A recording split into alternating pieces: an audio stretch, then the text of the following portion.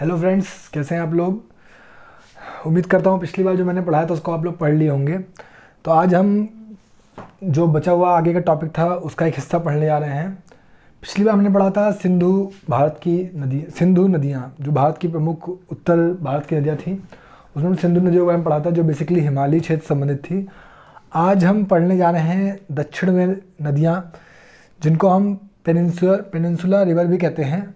और बेसिकली ये जो हमारा दक्षिण का हिस्सा होता है, यानी कि ये आप देखते हैं लगभग गुजरात के नीचे वाले हिस्से को लेके, और ये आपका उड़ीसा और कुछ कुछ बंगाली खाड़ी तक पश्चिम बंगाल तक जाता है।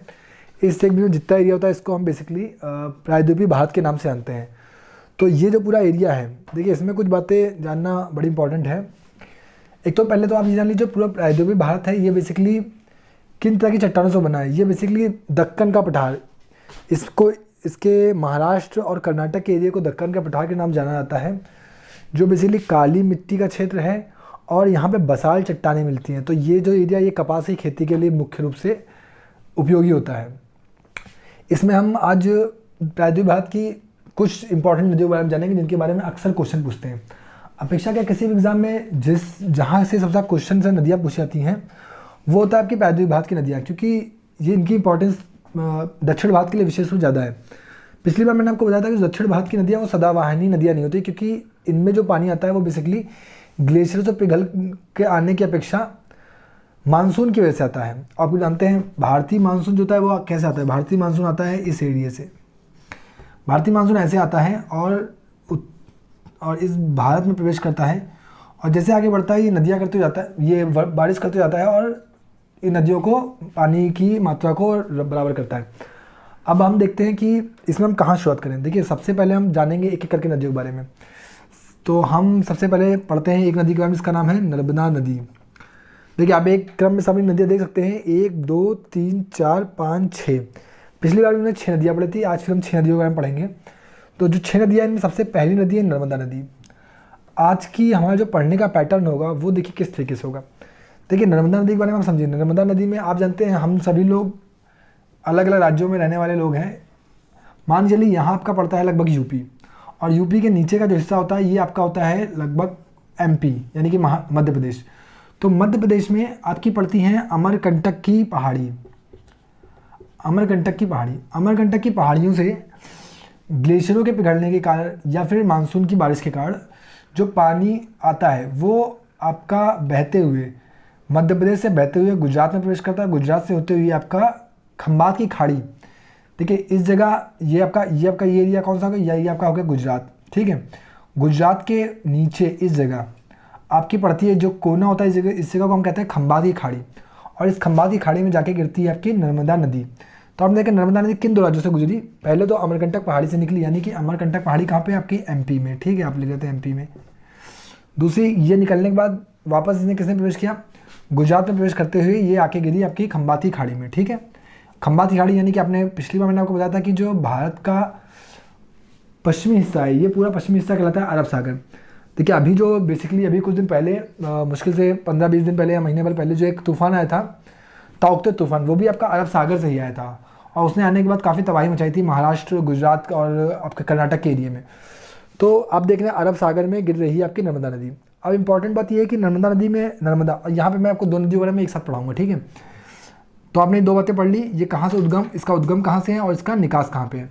इसी तरह आपकी ताप्ती नदी भी कुछ ऐसी ही है जिसका उद्गम बेसिकली मध्य प्रदेश से होता है। मध्य प्रदेश का एक बैतूल नाम का जिला है। ठीक है, बैतूल जिला, और ये भी अमरकंटक पहाड़ी के पास का ही जिला है। ठीक है, तो ताप्ती नदी का उद्गम हुआ और ये भी आके सेम तरीके से इसके ही समानांतर तरीके से एक तरीके से खंबाती खाड़ी में अरब सागर में गिरती है। अब देखिए इन 2 नदियों के बारे में 2 बड़े इंपॉर्टेंट फैक्ट हैं। वो इंपॉर्टेंट फैक्ट ये हैं, एक तो इन दोनों के आपने जिले याद कर लिए, लेकिन सबसे इंपॉर्टेंट फैक्ट ये है कभी कभी क्वेश्चन पूछता है कि इनमें से कौन सी नदी जो है वो घाटियों में बहती है, रिफ्ट घाटी में या भ्रंश घाटी में बह के प्रभावित होती है। तो देखिए ये जो नर्मदा नदी और आपकी ताप्ती नदी ये आपकी भ्रंश घाटी में बहती है। अब भ्रंश घाटियाँ क्या होती हैं, भ्रंश घाटियाँ होती हैं 2 पर्वतों या पहाड़ों के बीच में जो गहराई वाला स्थल होता है। जैसे आप जाते होंगे आपने देखते होंगे कि एक तो इधर पहाड़ी है, एक इधर पहाड़ी है, और इसके बीच का जो एरिया है या दरार युक्त एरिया है यहाँ पड़ गया भ्रंश। भ्रंश क्या होता है? भ्रंश बेसिकली ये मान लीजिए कोई चट्टान है और चट्टान में दो टाइप फोर्स लगा, एक फोर्स इधर लग रहा है, एक फोर्स इधर लग रहा है। जब दोनों साइड फोर्स लगेगा तो यहाँ पे बीच में चटकन आएगी, इस चटकन से इस एरिया में जो होगा एक दरार पड़ जाएगी और इस दरार से बहने वाली नदियों को ही कहते हैं भ्रंश घाटी। भ्रंश घाटी में बहने वाली नदियाँ। तो ये जो भ्रंश घाटी में, अब भ्रंश घाटी का जो ढलाव है वो आपका है पश्चिम की तरफ, इसलिए आप नर्मदा और ताप्ती नदियाँ कैसी नदियाँ हैं जो कि बहती हैं भ्रंश घाटी में। ठीक है, तो आपने दो नदियों के बारे में पढ़ा और जिले पढ़ लिए। ठीक है, यानी कि एक नदी ये हो गई, एक नदी ये हो गई। अब इसमें एक बात आपको बता दूँ, कभी कभी अक्सर क्वेश्चन पूछते हैं कि धुआंधार जलप्रपात कहाँ बनता है। धुआंधार जलप्रपात जान लीजिए नर्मदा नदी में बनता है। ठीक है, अच्छा आप जानते हैं, ठीक है, धुआंधार जलप्रपात आपका कभी कुछ पूछा पूछता है कि धुआंधार जलप्रपात। अब धुआंधार नाम क्यों पड़ा इस जलप्रपात का? क्योंकि जब ये अच्छा प्रपात क्या होते हैं ये भी जानना बड़ा महत्वपूर्ण है। जैसे ये पहाड़ी है और ये मान लीजिए पहाड़ी है, एक मिनट इसको मिटा देते हैं, और यहाँ से पानी आता है और नीचे की तरफ गिरता है, तो जो पानी का जो बहाव यूँ यूँ जो तेज़ी से गिर रहा है इसको कहते हैं बेसिकली प्रपात। और जब पानी बहुत तेज़ी से गिरता है तो आसपास के वातावरण में एक धुएं जैसी गुबार टाइप का महसूस होता है और ये देखने में धुआं जैसा लगता है, इसलिए इसको लोगों ने कहा धुआंधार जलप्रपात।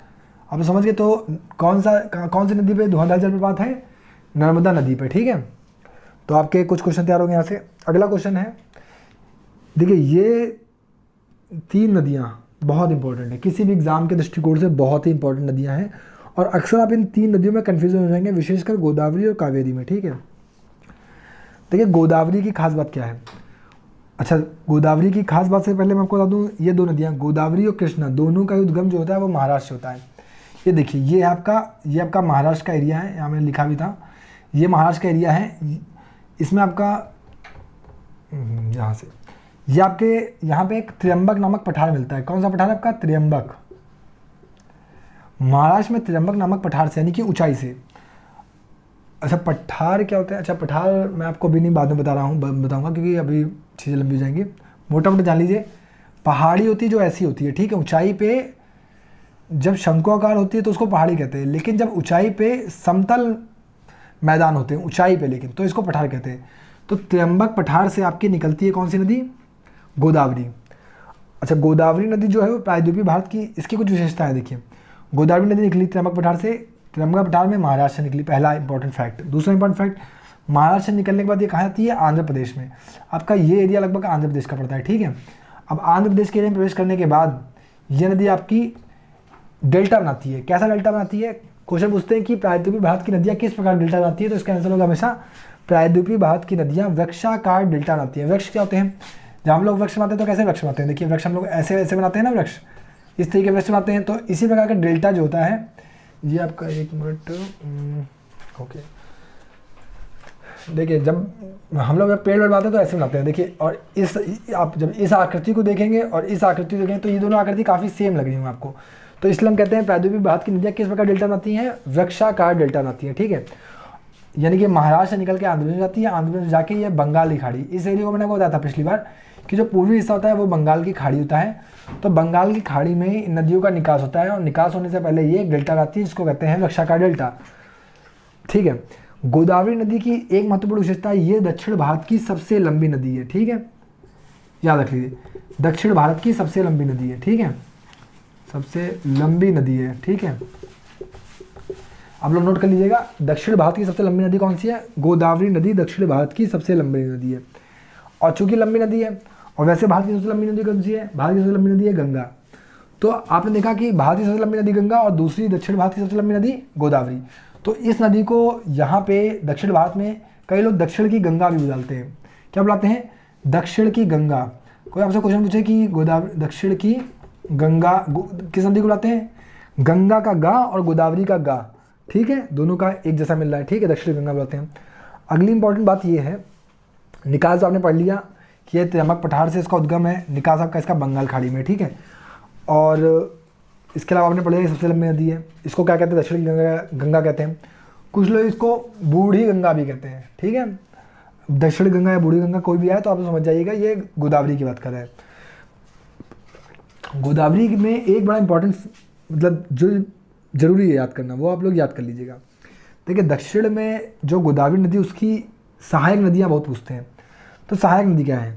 गोदावरी की सहायक नदी याद करिए इंद्रावती। क्या क्या है? इंद्रावती। इंद्रा का आप इंद्र याद सकते हैं, ठीक है। प्राणहिता का आप प्राण याद सकते हैं, पूर्णा का पूर्ण याद कर सकते हैं, और मंजरा का मंजरी याद कर सकते हैं। मंजरी नाम बड़ा फेमस है, आप लोग जानते हैं। तो इसको आप कैसे याद करेंगे? देखिए, अगर आपको याद करना है कि गोदावरी की सहायक नदी कौन सी, तो याद करने का तरीका क्या है?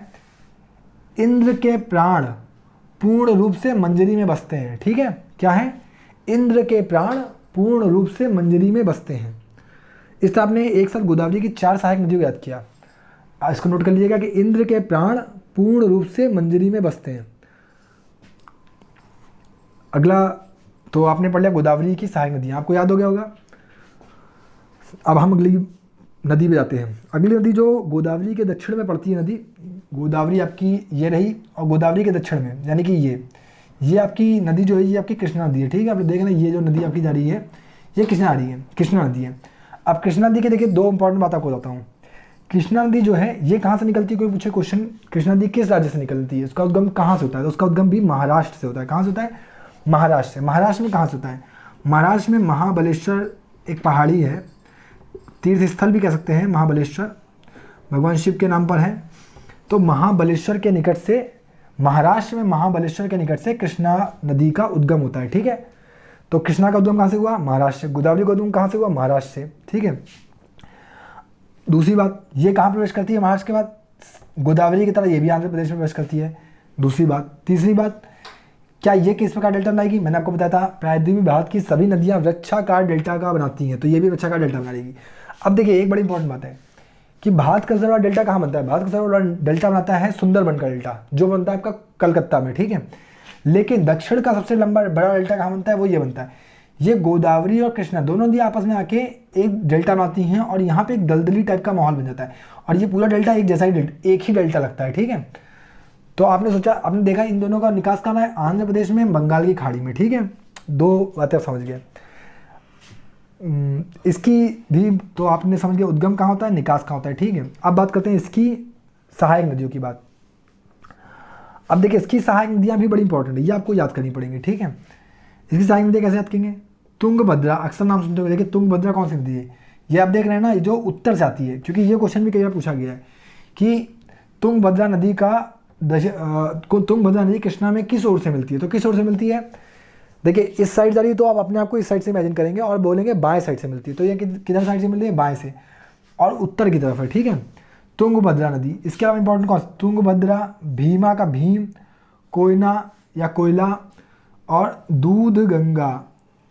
देखिए दक्षिण भारत की गंगा, और इसको भी गंगा कहा गया है क्योंकि इस नदी की एक विशेषता क्या है? इस नदी का जल एकदम समझ लीजिए दूध की तरह ही सफ़ेद दिखता है, मतलब एकदम साफ, इसलिए इसको दूध गंगा, इसलिए मतलब जो इसकी सहायक नदी है उसको दूध गंगा कहते हैं, ना कि कृष्णा को। यह होता है कि दूध गंगा इसकी सहायक नदी है, ठीक है। और घाट प्रभा, माल प्रभा, मूसी प्रभा आ जाती है कृष्णा। कृष्ण भगवान को प्रभा बहुत प्रिय थी, ठीक है। तो आपने देखा प्रभा, तो कभी भी प्रभा नाम आए तो घाट प्रभा, माल प्रभा, मूसी, दूध गंगा, कोयना, भीमा, तुंगभद्रा, ये आपको एक एक करके याद करने पड़ेंगे, ठीक है। किसी भी तरह याद की बट याद करना ही पड़ेगा आपको। अजंती कृष्णा की एक पत्नी का नाम भद्रा करके था, तो आप भद्रा से याद कर लेंगे। कृष्ण की पत्नी का नाम भद्रा था। भीम की जब भी जिक्र आता है तो भीम का महाभारत में भीम का रोल था, और भीम का रोल जब महाभारत तो वहाँ संबंध किसका था? कृष्ण का था, ठीक है। आपने देखा भीम का, भद्रा का, सुभद्रा, अर्जुन की पत्नी का नाम सुभद्रा था। सुभद्रा का संबंध कृष्ण से, भीम का संबंध कृष्ण से, ठीक है। दूध गंगा मैंने आपको बता चुके हैं। प्रभा भी कृष्ण की पत्नी का एक नाम था, ठीक है। क्योंकि अब ये भी यहाँ क्वेश्चन था, प्रभा एक्चुअली किसका पर्यायवाची बताइए? प्रभा पर्यायवाची है, बेसिकली लक्ष्मी का पर्यायवाची प्रभा होता है, और भगवान कृष्ण क्या थे? खुद विष्णु के अवतार थे, तो विष्णु की पत्नी लक्ष्मी का पर्यायवाची प्रभा, ठीक है। तो आपने याद किया सुभद्रा, भीम, कोयना, दूध गंगा, घाट प्रभा, माल प्रभा, मूसी, ठीक है। अच्छा मूसी, ये भी आप याद करना चाहें, इसका संबंध, मूसी का संबंध जो है बेसिकली भीम के वैवाहिक संबंध रहे थे मूसा जनजाति से। तो आपने कृष्णा भी याद कर लिया, ठीक है। अच्छा फिर से एक बार याद कर लीजिए, गोदावरी की सहायक नदियाँ कौन सी थी? इंद्र के प्राण पूर्ण रूप से मंजरी में बसते हैं, ठीक है। कृष्णा का संबंध सुभद्रा से, भीम से था, प्रभा से था, घाट प्रभा मालप्रभा दोनों ही, या फिर दूध गंगा, कोयना और मूसी। ठीक है, अब हम अगली इंपॉर्टेंट मोस्ट इंपॉर्टेंट नदी है ये आपकी कावेरी, मोस्ट इंपॉर्टेंट नदी, इससे अधिक इंपॉर्टेंट नदी कोई आपकी दूसरी नहीं है। ठीक है, कावेरी नदी क्यों इंपॉर्टेंट है? कावेरी कई बार क्या विवाद में रहती है, क्योंकि ये नदी की एक बहुत महत्वपूर्ण विशेषता है। अगर आपसे कोई पूछे कि प्रायद्वीप भारत की कौन सी नदी है जिसमें 12 मास पानी रहता है, तो वो नदी आपकी कावेरी है। ठीक है, दूसरा, इसमें मानसून से भी बारिश पानी आता है। ठीक है, लेकिन अभी पिछले कुछ समय में क्या हुआ है, इसका ये पानी पे बेसिकली, इसके पानी पे कई राज्य निर्भर करते हैं। देखिए, इसके पानी पे महाराष्ट्र भी निर्भर करता है, स्वयं कर्नाटक से तो ये निकलती ही है, तो कर्नाटक की पूरी कृषि व्यवस्था ही कावेरी पर निर्भर करती है। इसके अलावा जब तमिलनाडु में प्रवेश करते हैं तो तमिलनाडु की कृषि इस पर निर्भर करती है। तो महाराष्ट्र, कर्नाटक, तमिलनाडु, केरल और पुदुचेरी में इस नदी के जल उपयोग को लेकर अक्सर विवाद की स्थिति बनी रहती है। ठीक है, तो अब इसको हम पढ़ेंगे। ठीक है, आपने सुना भी हो कावेरी नदी जल विवाद, काफ़ी फेमस जल विवाद है। ठीक है, तो कावेरी का उद्गम कहाँ से होता है? कावेरी का उद्गम होता है ब्रह्मगिरी पहाड़ी से। ब्रह्मगिरी पहाड़ी कहाँ है? कर्नाटक में। ये देखिए, ये आपका कर्नाटक में ब्रह्मगिरी पहाड़ी है और यहाँ से उद्गम होता है कावेरी का। ठीक है, अब कावेरी का उद्गम हुआ, कावेरी के उद्गम के बाद मैंने आपको बताया विवाद किसके किसके बीच में, कर्नाटक से उद्गम हुआ और ये जाके मिल रही है आपकी नीचे। यहाँ कौन सा राज्य है आपका नीचे? यहाँ आपका तमिलनाडु पड़ता है, आप सभी लोग जानते हैं। ठीक है, चौड़ा थोड़ा सा, तो तमिलनाडु पड़ता है। ठीक है, और चूंकि आप सोचेंगे विवाद जब ये निकलती कर्नाटक से जाती तमिलनाडु में, तो विवाद बाकी स्टेट में क्यों है? देखिए, बाकी स्टेट में क्यों विवाद होता है? क्योंकि जो इसकी द्रोड़ियाँ होती हैं, सहायक नदियाँ होती हैं, मतलब ये बीच में कई जगह कट जाती है, तो वो कट के जो नदी जाती है वो बेसिकली अन्य राज्यों को भी जल पहुँचाती है।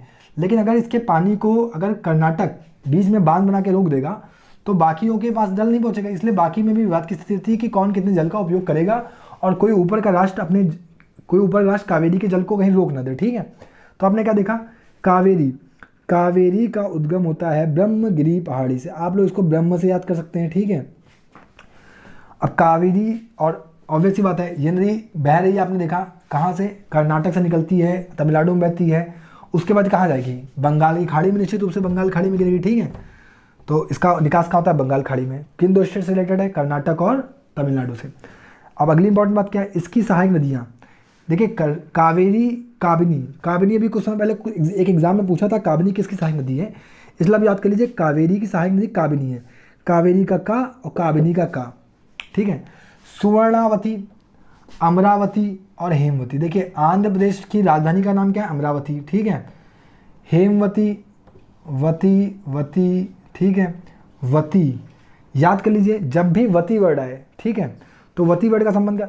दक्षिण भारत में वती शब्द का बेसिकली मतलब ही नदी होता है। ठीक है, इसलिए सुवर्णवती, अमरावती और हेमवती, और वती संबंध जब भी आए तो समझिए वती का संबंध किससे है? कावेरी से। ठीक है, इसके अलावा काबिनी, कावेरी का का और कावेरी को ही जब उसका तद्भवीकरण रूप होता है, कावेरी का जब तद्भवीकरण रूप होता है, कावेरी को ही कुछ सहायक नदी उसकी जो निकली वो कावेरी मिली थी, इसलिए उसको काबिनी कह दिया। कावेरी और काबिनी आप देखेंगे दोनों एक दूसरे में मिलते जुलते शब्द है, तो कभी काबिनी आया तो आप जान जाइएगा वो कावेरी की सहायक नदी है। ठीक है, आपने देखा बेसिकली कावेरी का नाम पढ़ लिया। अब देखिए, ये एक नदी महानदी, आपने देखा ये नदी हमने क्रम में पढ़ी। इसके अलावा प्रायद्वीप भारत की एक और महत्वपूर्ण नदी है जिसकी इंपॉर्टेंस इसलिए मैं उसको अलग से पढ़ा रहा हूँ आप लोगों को। देखिए, यहाँ तक हमने पढ़ा, काम खत्म। अब एक नदी होती है ये आपकी, इस नदी का नाम है महानदी। ठीक है, देखिए, एक ये नदी महानदी है और एक मान लीजिए ये आपकी ब्राह्मणी एक नदी है। ठीक है, ठीक है, ब्राह्मणी, वैतरणी। तो देखिए, महानदी जो है, महानदी का उद्गम कहाँ से होता है याद कर लीजिए। अच्छा सुनिए, आपको एक बताता हूँ अच्छी बात, ये छत्तीसगढ़ की जो स्टेट सीमा है वो बेसिकली महाराष्ट्र से लगती है। छत्तीसगढ़ की स्टेट सीमा किससे लगती है? महाराष्ट्र से लगती है। यानी कि महाराष्ट्र के उत्तर में और उड़ीसा के उत्तर में, उड़ीसा आपका ये रहा, महाराष्ट्र और उड़ीसा के उत्तर में, ठीक है, आपका क्या पड़ा है? छत्तीसगढ़। छत्तीसगढ़ से एक नदी का उद्गम होता है जिसका नाम होता है महानदी। महानदी का उद्गम छत्तीसगढ़ से होता है। छत्तीसगढ़ में कहाँ से होता है? छत्तीसगढ़ में होता है सिंघावा श्रेणी से उद्गम होता है। ठीक है, कहाँ से होता है? सिंघावा श्रेणी से। अब सिंघावा श्रेणी से उद्गम होता है, इसकी सहायक नदी एक ही नदी है इसकी सहायक, तेल। ठीक है, याद कर लीजिए, महानदी की सहायक नदी तेल है और इसका भी निकास कहाँ होगा? बंगाल खाड़ी में। ठीक है, देख रहे हैं बंगाल खाड़ी में। अब देखिए, महानदी की एक बड़ी विशेष बात है वो याद कर लीजिए। एक तो आप सभी जानते होंगे, बचपन से पढ़े होंगे कि हीराकुंड बांध किस नदी पे है, हीराकुंड बांध आपका महानदी पे, आप लोग बचपन से ही पढ़ रहे होंगे, ठीक है। इसके अलावा महानदी की एक विशेष बात ये है, चाहे वो ये महानदी हो, अब या मैं अभी आपको उत्तर भारत की नदियाँ पढ़ाऊंगा तो मैं आपको दामोदर नदी पढ़ाऊंगा, ठीक है। देखिए महानदी और दामोदर नदी की विशेष बात ये है कि महानदी और दामोदर दोनों ही नदियों में भारी मात्रा में कोयले के निक्षेप मिलते हैं, ठीक है।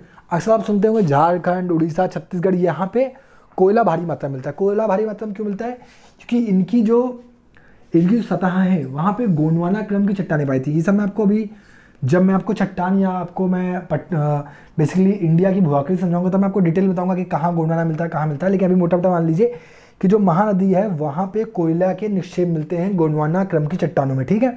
इसके अलावा महानदी पे कौन सा बांध है? हीराकुंड बांध, ठीक है। और एक फैक्ट छोड़ के आपको बताना, ये याद करिए, शिव समुद्रम बांध, वेरी इंपॉर्टेंट। आप शिव समुद्रम बांध कभी घूम जाएंगे, ये कर्नाटक में पड़ता है और बहुत ही सुंदर बांध है, काफ़ी टूरिस्ट भी आते हैं शिव समुद्रम बांध को देखने। तो शिव समुद्रम बांध कहाँ पड़ता है? कावेरी पे, ठीक है। तो इस तरह आपने आज कुल मिला के 6 नदियों के बारे में पढ़ा, और उम्मीद है कि अगर आप ये 6 नदियाँ मोटा मोटा पढ़ लेंगे तो नदियों से संबंधित अगर प्रायद्वीप भारत में क्वेश्चन आएगा तो आप कर लेंगे। इसके अलावा मैं एक एक करके अभी मैं इन नदियों की भी बहुत सारी डिटेलिंग में जाऊँगा, लेकिन मैं सोच रहा हूँ एक बार मोटा मोटा आपको पहले सारी नदियों की ओवरव्यू दे दूँ ताकि आप लोग बहुत ज़्यादा डेटा में कन्फ्यूज ना हो। तो और कोई क्वेश्चन हो तो आप लोग मुझे लिख के भेज सकते हैं कमेंट में। Thank you.